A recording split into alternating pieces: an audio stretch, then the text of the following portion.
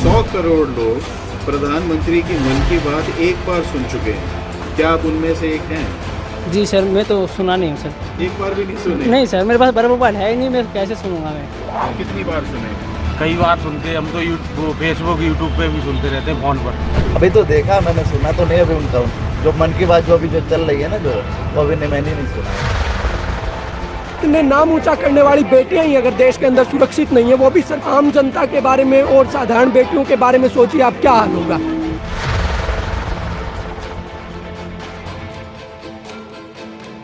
जो लड़कियों का फायदा उठ रहा है वो आप लोग दिखा दीजिए। वो चुनाव से ज्यादा बड़ा है, चुनाव तो उसके आगे कुछ भी नहीं है, तो हम चुनाव के लिए नहीं कर रहे हैं।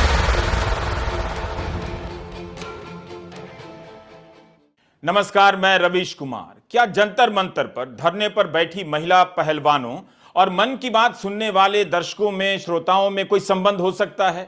इस देश में वैसे कुछ भी हो सकता है। जंतर मंतर पर जो संघर्ष हो रहा है उसका संबंध एक प्रभावशाली सांसद के खिलाफ एफआईआर दर्ज कराने से है। लेकिन आईआईएम रोहतक का जो अध्ययन आया है मन की बात पर, उसका संबंध किस तरह से इस मामले में है, हम वीडियो में आगे बताएंगे। इनके निदेशक की नियुक्ति अवैध बताई जा रही है, फिर भी अपने पद पर किस तरह से बने हुए हैं, इनका प्रभाव क्या है, ये बताएंगे। इधर सुप्रीम कोर्ट ने कथित यौन उत्पीड़न के आरोपों को लेकर नोटिस जारी कर दिया है। वकील कपिल सिब्बल ने chief justice of India DY Chandrachud के सामने इस मामले का जिक्र किया। अदालत ने कहा कि यौन उत्पीड़न के संबंध में पेशेवर रेसलर्स के गंभीर आरोप हैं, शुक्रवार को जवाब देना होगा। सुप्रीम कोर्ट का पहले ही आदेश है कि कॉग्निजेबल अपराध के मामले में एफआईआर होनी चाहिए, जांच बाद में होनी चाहिए। अब नोटिस का जवाब देखते हैं क्या आता है। 28 अप्रैल को सुनवाई होगी। बीजेपी के एक सांसद के खिलाफ एफआईआर दर्ज कराना कितना मुश्किल लग रहा है।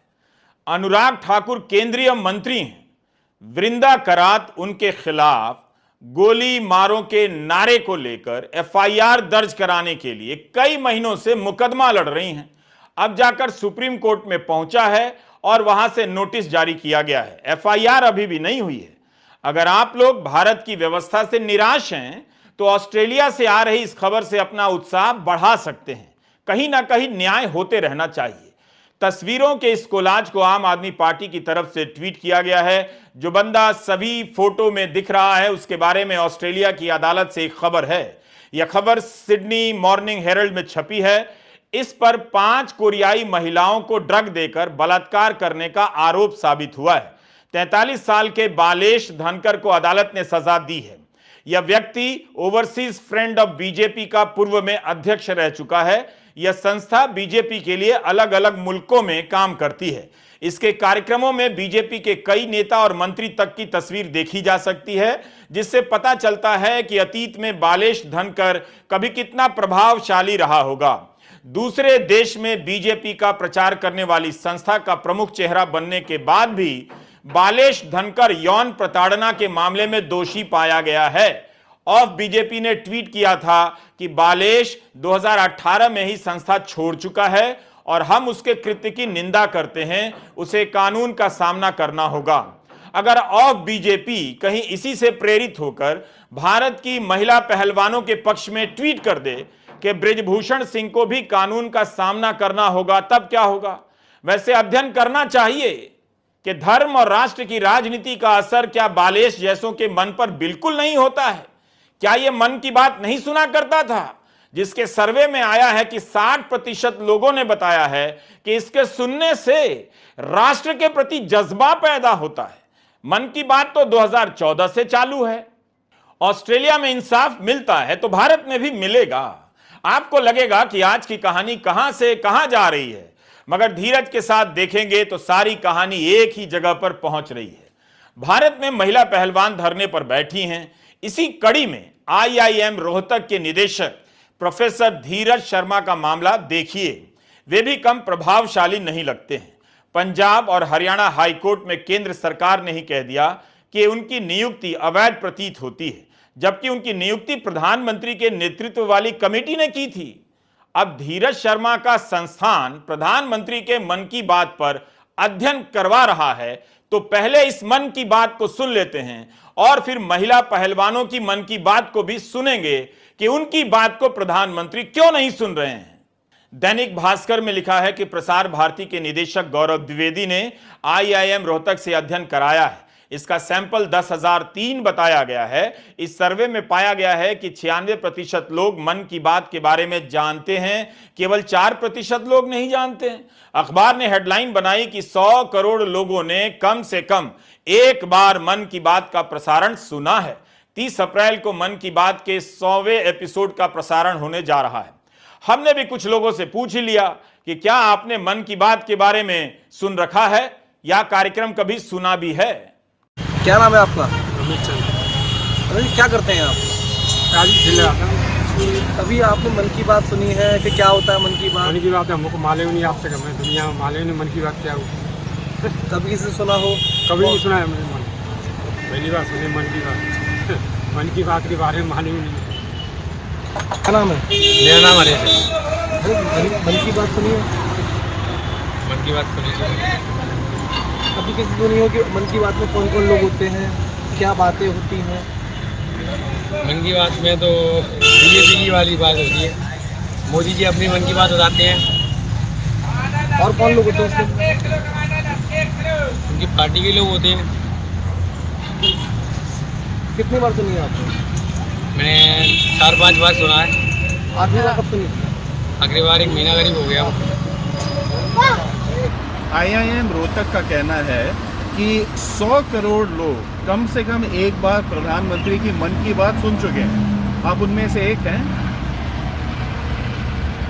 आप प्रधानमंत्री की मन की बात वो प्रोग्राम आता है सुनते हैं? हाँ सुनते हैं। कितनी बार सुने हैं? कई बार सुनते हैं हम तो। वो फेसबुक यूट्यूब पे भी सुनते रहते हैं फ़ोन पर। अच्छा, हाँ। क्यों सुनते हैं? क्योंकि वो अच्छे लगते हैं, काम भी अच्छे हैं उनके, सब कुछ ये अच्छा है। सच बोल रहे हो या नहीं सच बोल रहे हैं हम। पक्का? ओके। अगर ये सर्वे मन की बात को लेकर था तो फिर इस सवाल को डालने की क्या जरूरत थी कि लोग देश की प्रगति और सरकार की कार्यशैली को लेकर आशान्वित हैं या नहीं। सर्वे का नतीजा बता रहा है कि 73% लोग देश की प्रगति और सरकार की कार्यशैली से आशान्वित हैं। मतलब सर्वे ने यह भी पता लगा लिया कि 60% लोगों में राष्ट्र निर्माण के कार्यों में योगदान देने का जज्बा पैदा हुआ है। जज्बा पैदा हुआ है या नहीं, यह भी सर्वे से निकल कर आता है। अगर 60% लोगों में राष्ट्र निर्माण का जज्बा पैदा हो गया है तो क्या इसमें आईआईएम रोहतक के निदेशक भी शामिल हैं? क्या उनके भीतर भी जज्बा पैदा हो गया है कि हाईकोर्ट में उनकी नियुक्ति के बारे में अवैध कहा गया है सरकार की तरफ से, तो जज्बा दिखाते हुए पद ही छोड़ देते हैं? इस तरह का सर्वे कोई दूसरा निदेशक भी करा सकता था, लेकिन आईआईएम के निदेशक और उनके संस्थान ने इसे सर्वे कराया और निदेशक साहब ने ही इसे प्रस्तुत किया। आईआईएम के निदेशक हैं धीरज शर्मा। इनके बारे में सरकार ने ही पंजाब और हरियाणा हाईकोर्ट में कह दिया कि आईआईएम के निदेशक पद पर बने रहने की योग्यता नहीं रखते हैं। 2021 में कोर्ट में सरकार ने धीरज शर्मा का पक्ष लिया था और कहा कि इनकी नियुक्ति में कोई खामी नहीं, तय नियमों के अनुसार नियुक्ति हुई है। फिर मार्च 2023 में शिक्षा मंत्रालय ने कोर्ट से कह दिया कि धीरज शर्मा इस पद के लिए अयोग्य हैं और इनके खिलाफ प्रशासनिक, सिविल और आपराधिक कार्रवाई होनी चाहिए क्योंकि इन्होंने अपनी शैक्षणिक योग्यताओं को छिपाया और गलत पेश किया। आईआईएम के निदेशक बनने के लिए बीए में फर्स्ट डिवीजन जरूरी है, लेकिन धीरज शर्मा सेकंड डिवीजन में पास हैं। इनकी नियुक्ति किसी और ने नहीं, प्रधानमंत्री की अध्यक्षता वाली नियुक्ति समिति ने की है 2017 में। सोचिए उस लेवल पर यह सब गेम हो जाता है। बाद में बोर्ड ऑफ गवर्नर की संस्था बनाई जाती है, उसने तो अगले 5 साल के लिए इन्हें सेवा विस्तार दे दिया। जैसे ही बोर्ड ऑफ गवर्नर ने इन्हें दोबारा नियुक्ति दी, धीरज शर्मा पंजाब हरियाणा कोर्ट चले गए कि सरकार उनकी नियुक्ति को चैलेंज नहीं कर सकती है। यह पिछले साल अप्रैल की बात है। केंद्रीय शिक्षा मंत्रालय के खिलाफ ही केस कर दिया। हमने यह जानकारी मीडिया रिपोर्ट से ली है। बहरहाल, जब केंद्रीय शिक्षा मंत्रालय ही मानता है कि वे इस पद पर बने रहने के योग्य नहीं हैं, तो अभी तक इन्हें हटाया क्यों नहीं गया? इतना टाइम क्यों लग रहा है? और उसी मंत्रालय ने इन्हें पहला कार्यकाल कैसे दिया? मीडिया रिपोर्ट में है कि केंद्रीय शिक्षा मंत्रालय ने इनसे बीए की डिग्री मांगी तो 3 बार मना कर दिया, नहीं दिया मांगने पर। इस देश में सरकार प्रधानमंत्री की डिग्री नहीं दिखाती है, कोई बात नहीं, लेकिन सरकार द्वारा नियुक्त निदेशक ही अपनी डिग्री सरकार को ना दिखाए, क्या यह भी कोई बात नहीं? चल क्या रहा है इस देश में? देश की अदालतों को लेकर धीरज शर्मा का एक ट्वीट मिला है 2016 का, पढ़कर बताता हूं। अंग्रेजी में लिखते हैं कि वाकई हैरानी हुई कि इस देश में क्यों अदालतें फैसला कम देती हैं, भाषण ज्यादा सुनाती हैं, प्रवचन ना दें। इस ट्वीट में हैशटैग नोटबंदी लिखा है, डीमोनेटाइजेशन। प्रोफेसर धीरज शर्मा के बारे में शिक्षा मंत्रालय ने मार्च 2023 में जो हलफनामा दिया है उसे एक बार पढ़ लीजिए। जिनकी नियुक्ति के बारे में अवैध कहा है वही धीरज शर्मा प्रेस इंफॉर्मेशन ब्यूरो की प्रेस कॉन्फ्रेंस में साक्षात मौजूद हैं और बता रहे हैं कि मन की बात से लोगों के व्यवहार पर असर पड़ गया है। कायदे से शिक्षा मंत्रालय को अपना हलफनामा तो अब वापस ले लेना चाहिए।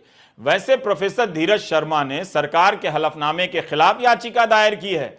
मंत्रालय ने उन्हें कारण बताओ नोटिस जारी किया था कि बताइए, एक राष्ट्रीय स्तर के संस्थान की छवि खराब करने, डिग्री छिपाने और पद का दुरुपयोग करने के लिए उनके खिलाफ कार्रवाई क्यों नहीं होनी चाहिए। और यही धीरज शर्मा बाकायदा पीपीटी चार्ट के साथ मन की बात पर अपने संस्थान के अध्ययन का ब्यौरा प्रेस को पेश कर रहे थे। आप संदर्भ के लिए शर्मा की नियुक्ति से संबंधित तमाम मीडिया रिपोर्ट देख सकते हैं, इंटरनेट पर मौजूद हैं। इस मामले की ताजा स्थिति की जानकारी हमें नहीं है। प्रोफेसर धीरज शर्मा ने यह भी बताया कि मन की बात की प्रतिक्रिया में आई 5 लाख टिप्पणियों का अध्ययन किया गया सैंपल के तौर पर। इसी से संबंधित एक जानकारी आपको देना चाहता हूं। 2020 में जब नीट जेईई की परीक्षा टालने की मांग हो रही थी, तब मन की बात के एक एपिसोड पर बहुत सारे डिसलाइक आ गए, नेगेटिव कमेंट, करीब 10 लाख से ज्यादा डिसलाइक आ गई। यह सब मीडिया में ही रिपोर्ट हुआ है। मन की बात का एपिसोड बीजेपी के यूट्यूब चैनल पर भी अपलोड होता है। हमने देखा कि वहां अभी कमेंट करने का ऑप्शन बंद है। प्रधानमंत्री के यूट्यूब चैनल पर भी मन की बात को अपलोड किया जाता है। 26 मार्च के एपिसोड पर केवल 6 कमेंट आए हैं, 74,000 से कुछ अधिक व्यूज हैं। क्या IIM रोहतक ने इस तरह के कमेंट का भी अध्ययन किया होगा? करना चाहिए था। आजकल के डिजिटल मीडिया के जमाने में किसी कार्यक्रम को करोड़ों व्यूज का मिल जाना कोई अनोखी बात नहीं है। जिन्हें कोई नहीं जानता उनके कार्यक्रम को भी लाखों करोड़ों व्यूज मिलते हैं। अगर IIM रोहतक और प्रधानमंत्री को बुरा ना लगे तो हम यह भी बताना चाहते हैं कि भुवन बाम को यूट्यूब पर 466 करोड़ व्यूज मिले हैं। आशीष चंचलानी को 436 करोड़ व्यूज मिल चुके हैं। ध्रुव राठी के वीडियो को अभी तक 149 करोड़ व्यूज मिल चुके हैं। तन्मय भट्ट को 128 करोड़ व्यूज मिल चुके हैं।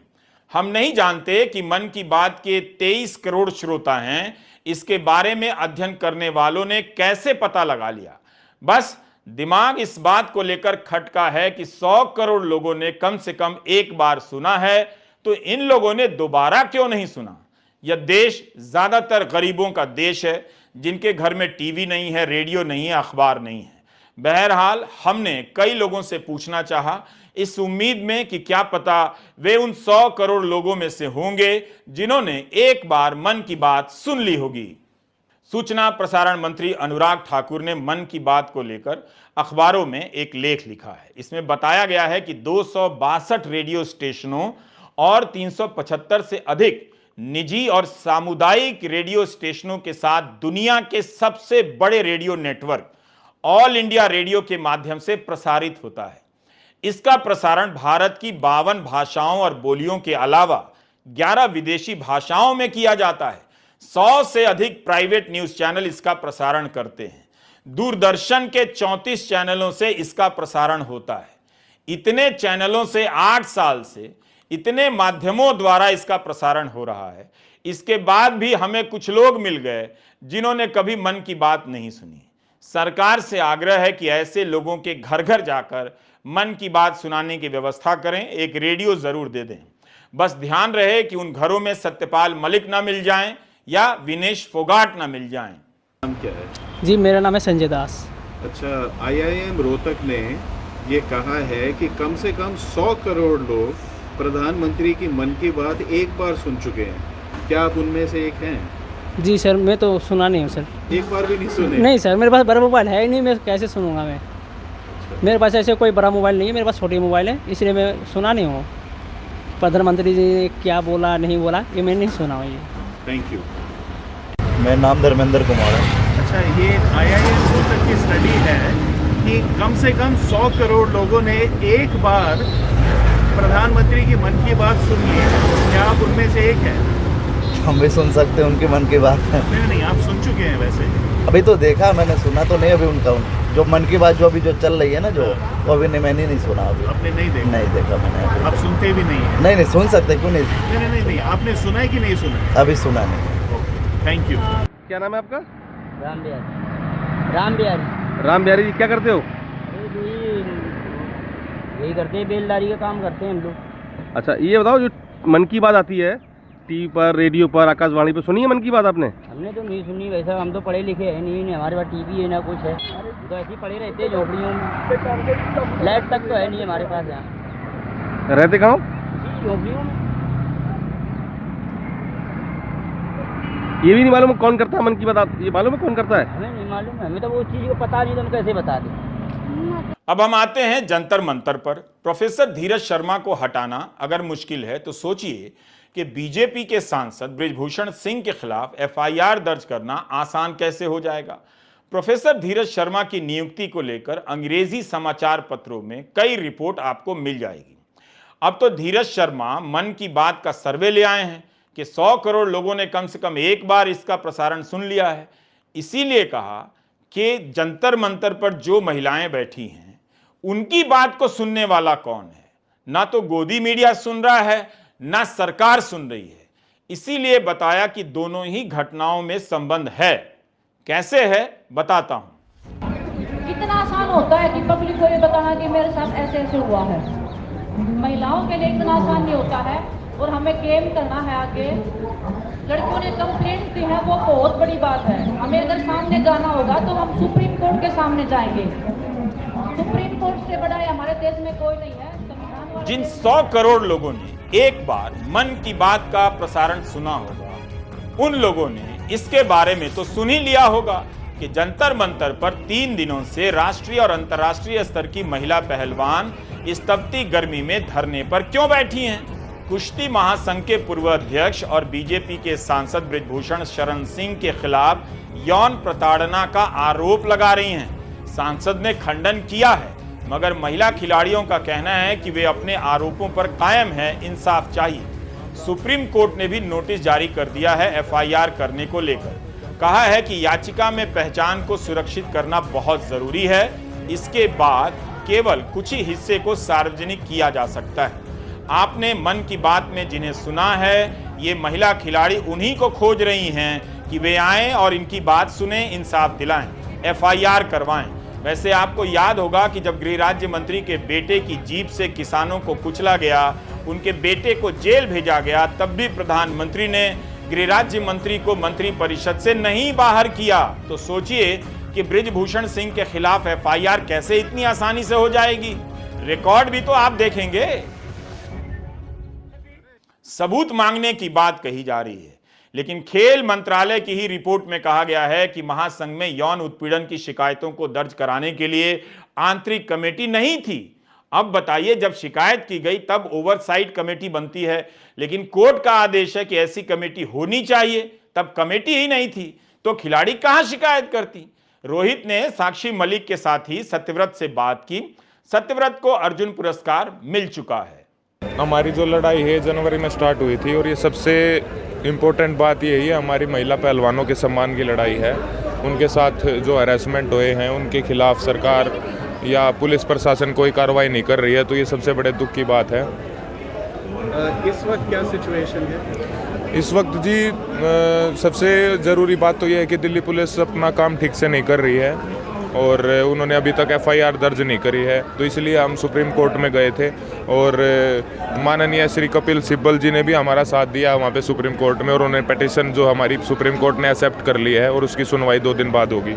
हम तो जी अंत तक जाएंगे। हमारा तो यही है कि भाई जो एक्यूज्ड है उसके खिलाफ सख्त से सख्त कार्रवाई की जाए, और जो कुश्ती का जो फ्यूचर है, जो वो ऐसे हाथों में जाए जहाँ पे हमारी जो महिला पहलवान है वो सेफ महसूस कर सके। जंतर मंतर पर समर्थन बढ़ने लगा है। जम्मू कश्मीर के पूर्व राज्यपाल सत्यपाल मलिक ने भी वहां जाकर समर्थन देने की बात कही है। इंसाफ के सिपाही नाम के मंच की तरफ से कपिल सिब्बल ने इनके मामले को सुप्रीम कोर्ट में उठाया। गांव देहात के लोग भी धीरे धीरे पहुंच रहे हैं। जनवरी में जब धरना हुआ था तब इन खिलाड़ियों ने कहा था कि राजनीतिक दल उनसे दूर रहें, लेकिन इस बार खुद ही आगे आकर कह रही हैं कि वे हर किसी का स्वागत करना चाहती हैं। उन्हें यह बात समझ में आ गई है कि राजनीतिक दलों की भूमिका भी बहुत जरूरी होती है।